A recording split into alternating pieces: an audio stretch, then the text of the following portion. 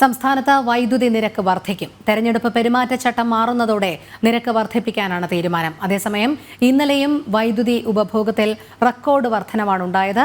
113.26 ദശലക്ഷം യൂണിറ്റ് വൈദ്യുതിയാണ് കഴിഞ്ഞ ദിവസം ഉപയോഗിച്ചത്. സംസ്ഥാനത്തെ അപ്രഖ്യാപിത പവർ കട്ടിന് പുറമെയാണ് വൈദ്യുതി നിരക്ക് വർദ്ധിപ്പിക്കാനുള്ള തീരുമാനത്തേക്ക് സർക്കാർ കടക്കുന്നത്. കഴിഞ്ഞ നവംബറിൽ ഏർപ്പെടുത്തിയ വർദ്ധിച്ച വൈദ്യുതി നിരക്കിന്റെ കാലാവധി ജൂൺ മാസം അവസാനിക്കാനിരിക്കെയാണ് പുതിയ തീരുമാനം. അവസാനമായി യൂണിറ്റിന് 9 പൈസയാണ് വർദ്ധിപ്പിച്ചത്. പിന്നീട് 14 പൈസയെ വർദ്ധിപ്പിക്കാൻ തീരുമാനിച്ചെങ്കിലും സർക്കാർ പിന്മാറി. തെരഞ്ഞെടുപ്പ് ചട്ടം പിൻവലിക്കുന്നതോടെയാണ് വൈദ്യുതിയുടെ ചാർജ് കൂടുന്ന തീരുമാനത്തിലേക്ക് കടക്കുക. കൂടാതെ സംസ്ഥാനം പവർ കട്ടിലേക്ക് കടക്കാനും സാധ്യതയുണ്ട്.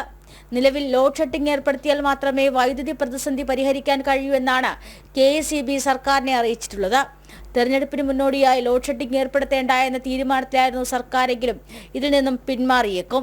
അതേസമയം സംസ്ഥാനത്ത് ഇന്നലെയും വൈദ്യുതി ഉപയോഗം റെക്കോർഡിലായിരുന്നു. തുടർച്ചയായ 3-ാം ദിവസവും 110 ദശലക്ഷം യൂണിറ്റിന് പുറത്താണ് വൈദ്യുതിയുടെ ഉപയോഗം. പീക്ക് സമയത്തെ വൈദ്യുതിയുടെ ആവശ്യകത 5700 മെഗാവാട്ടിന് പുറത്താണ്. ജനം, തിരുവനന്തപുരം.